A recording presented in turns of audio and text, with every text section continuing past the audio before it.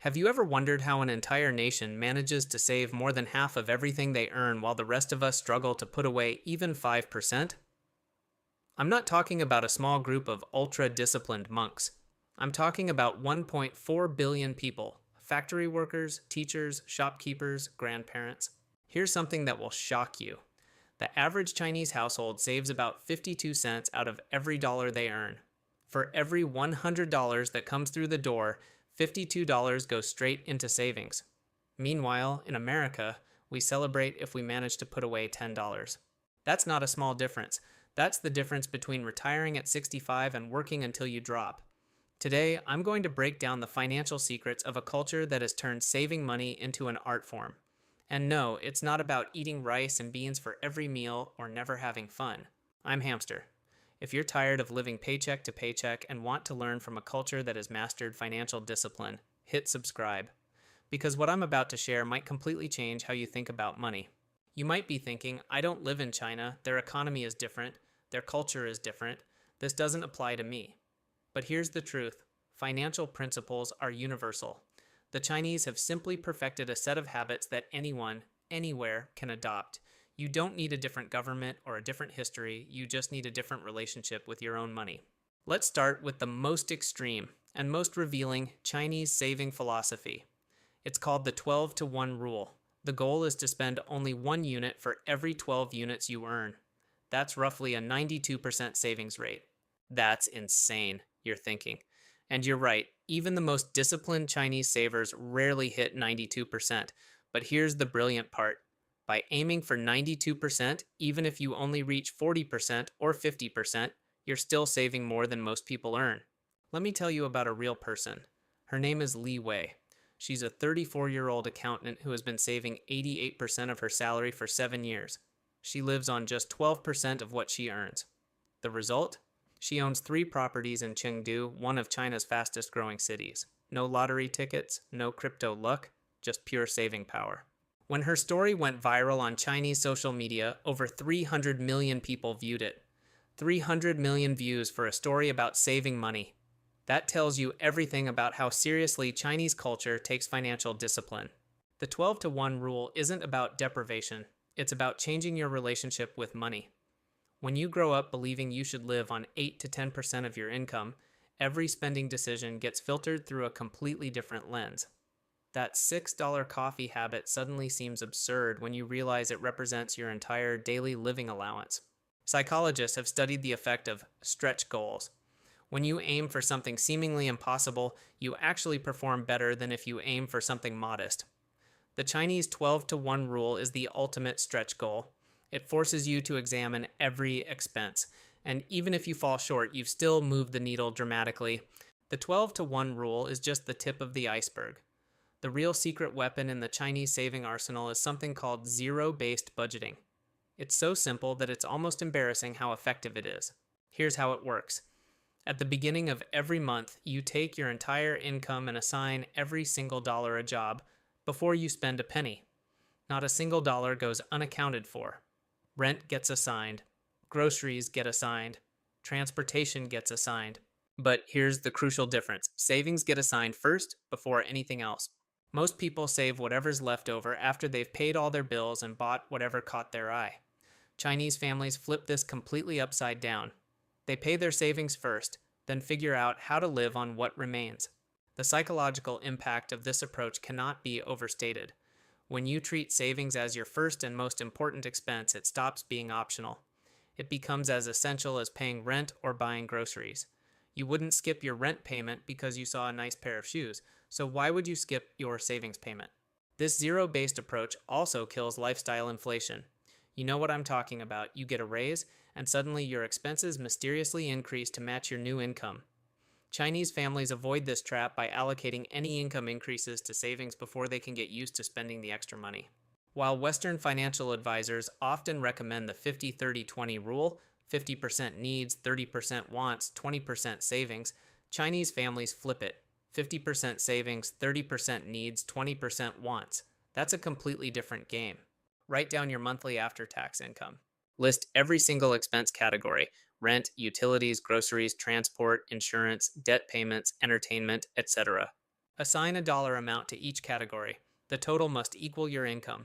Put savings at the top of the list, not the bottom. Use an app or a spreadsheet to track actual spending against your plan.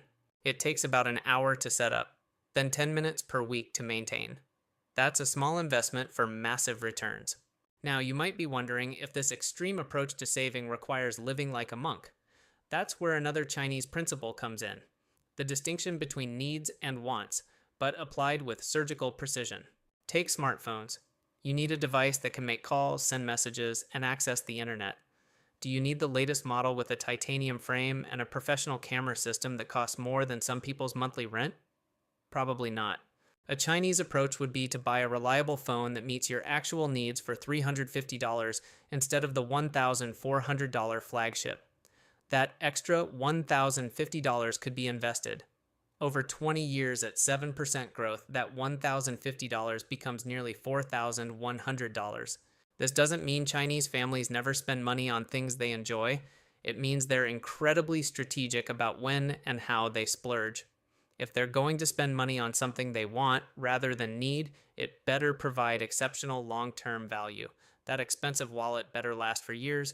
Those quality shoes better be resolable and durable. The Chinese have also mastered something Western consumer culture actively fights against: delayed gratification. While we're bombarded with messages about treating yourself and living for today, Chinese culture celebrates the ability to wait for better opportunities. This patience allows them to avoid impulse purchases that drain savings accounts and accumulate debt. In America, the average person makes over 2,000 impulse purchases per year. In China, that number is closer to 500.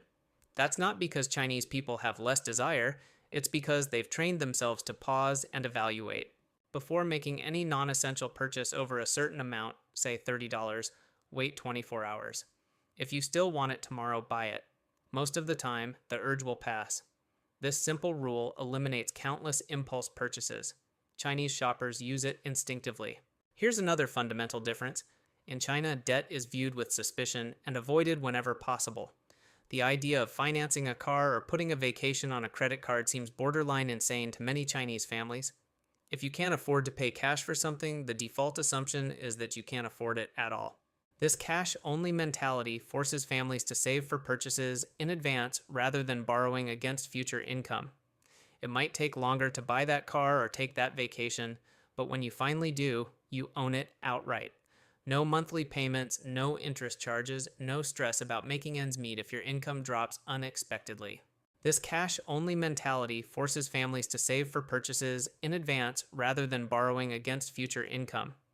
It might take longer to buy that car or take that vacation, but when you finally do, you own it outright.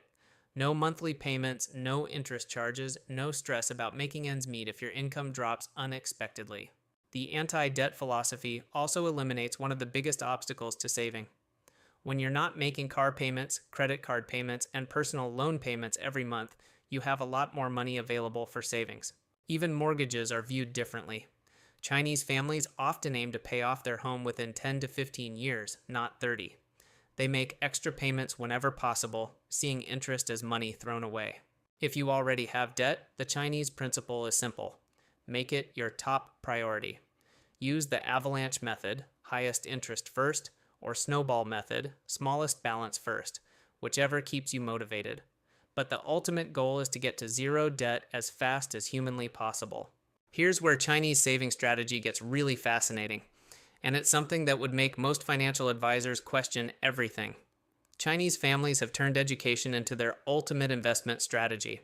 When Chinese parents start saving for their children's education, they're not just setting aside money for college tuition. They're viewing every dollar spent on education as a guaranteed return on investment that will compound for generations. Think about it this way. If you invest $40,000 in education for your child, and that education increases their lifetime earning potential by just $8,000 per year, you've created a 20% annual return over a 30-year career. Show me a mutual fund that can deliver that consistently. This educational investment strategy explains why Chinese families are willing to live on modest meals while spending thousands on tutoring, language classes, and test preparation. They're not being cheap with themselves and generous with their kids. They're making calculated financial decisions based on long-term wealth building that spans generations. The now ended one-child policy actually amplified this effect. When you only have one child to invest in, every educational dollar becomes incredibly concentrated. Instead of spreading resources across multiple children, families could focus all their educational firepower on a single individual. It's like the difference between a diversified portfolio and putting everything into one high-conviction stock. Yes, you heard that right. 30 to 40% of income goes to tutoring, extracurriculars, and school fees. That's not a sacrifice, that's an investment with a proven track record. Even if you don't have children, you can apply this principle to yourself. Spend money on courses, certifications, or skills that will increase your earning potential. A $2,000 course that leads to a $10,000 raise pays for itself in 2.5 months. That's an infinite return on investment. The absence of a comprehensive social safety net also plays a huge role in Chinese saving behavior. When you know the government isn't going to take care of you in retirement, pay for your health care, or support you if you lose your job, saving money stops being optional. It becomes a matter of survival. Most Americans assume they'll receive Social Security benefits, Medicare coverage, and unemployment insurance if things go wrong. Chinese families don't have that luxury. They know that every dollar they don't save today could mean the difference between dignity and desperation in old age. The healthcare factor alone is enough to motivate extreme saving behavior. A serious illness in China can cost a family years of savings. This reality makes that emergency fund seem less like a nice-to-have and more like life insurance you pay yourself. This isn't to say America's social safety net is perfect. It has huge gaps. But the psychological difference matters. When you grow up knowing that you're ultimately responsible for your own financial survival, you develop different habits. You don't rely on the government or a pension, you rely on your own savings. There's also the tradition of filial piety. Adult children are expected to support aging parents. That's another form of forced saving. You save not just for yourself, but for your parents and sometimes your grandparents. Even with Social Security and Medicare, you can't rely entirely on the government. The Chinese approach teaches us to build our own safety net. That means a larger emergency fund, adequate health insurance, and long-term care planning. Don't assume the system will catch you. Here's a factor that would probably make dating apps crash if it happened in America. The gender imbalance created by the one-child policy resulted in roughly 18 extra men for every 100 women in some age groups. When you have more men competing for fewer women, guess what becomes the ultimate competitive advantage? Money. Young Chinese men quickly realized that having a fat savings account wasn't just about financial security, it was about survival in the dating market.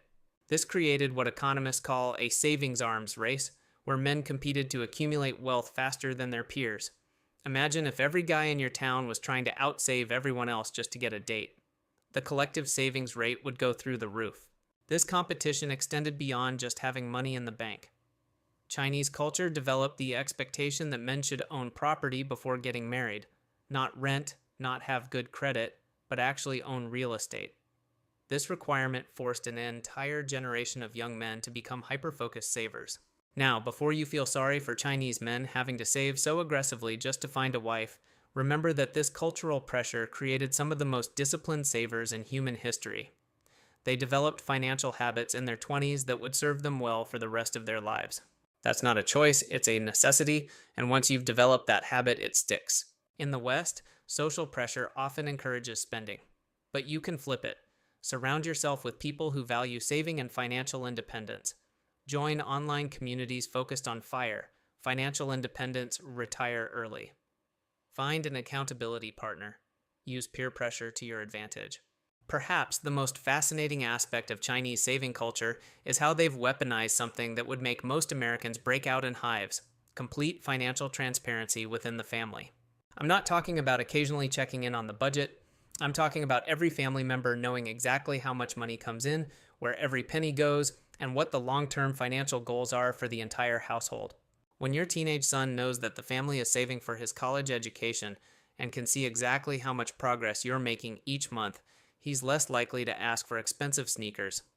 When your spouse understands that skipping restaurant meals for 2 months means you can fully fund your emergency account, the sacrifice stops feeling like deprivation and starts feeling like teamwork.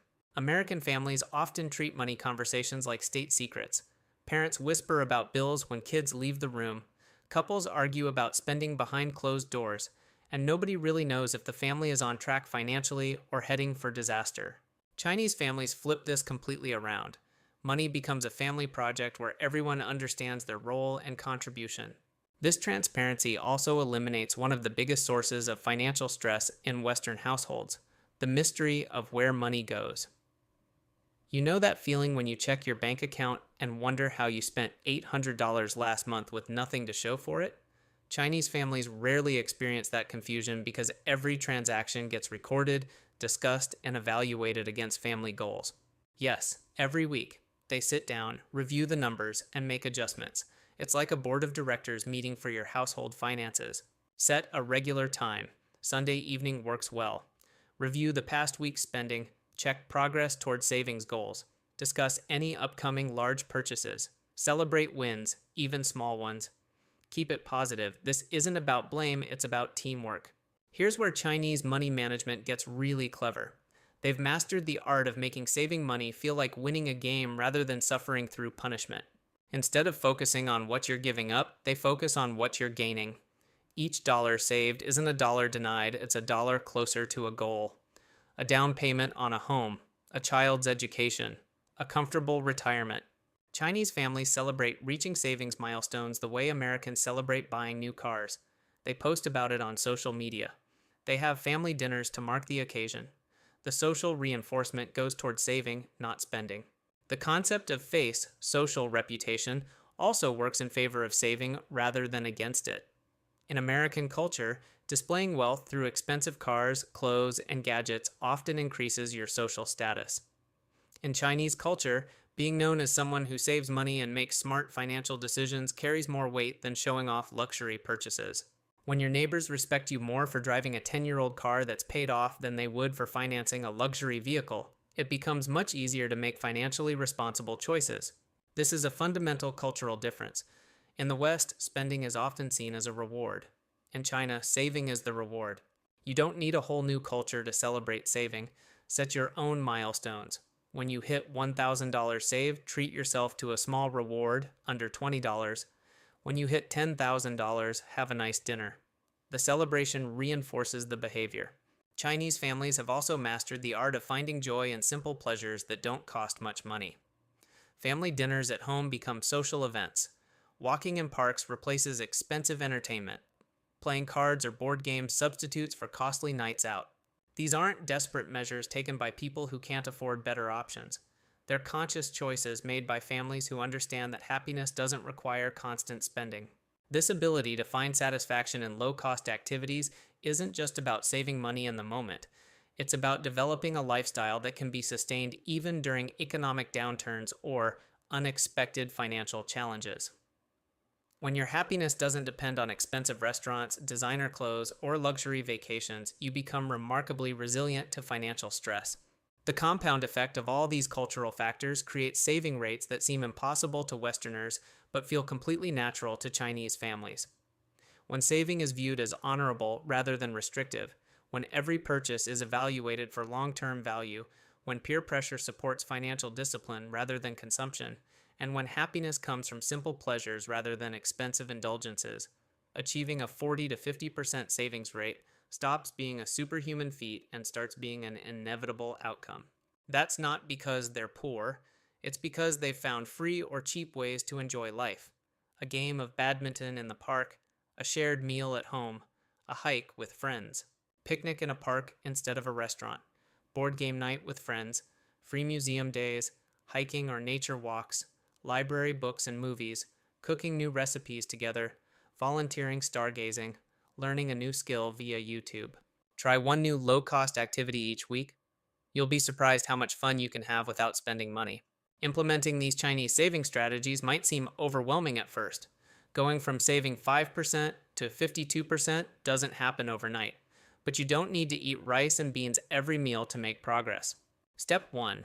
Start with zero-based budgeting. Track every dollar for 1 month. Use an app or a spreadsheet. You'll probably discover you're spending more on random stuff than you thought. Step 2. Pay your savings first. Before you pay any bills or buy anything, transfer your target savings amount to a separate account. Treat it like a non-negotiable expense. Even $50 a week makes a difference. Step 3. Gradually increase your savings rate. If you're currently saving 5%, aim for 10% next month. Once that feels comfortable, push for 15%. Remember, the Chinese target 92%, but often hit 40 to 50%. Aim high, and you'll land higher than if you aimed low. Step 4. Distinguish needs from wants. Before every non-essential purchase, ask yourself, do I need this, or do I just want it? Will this bring me lasting value, or is it just a dopamine hit? Write down the answer. Step 5. Avoid debt like the plague. If you can't pay cash, you can't afford it, with the possible exception of a mortgage. This alone will free up hundreds of dollars a month. Pay off your credit cards in full every month.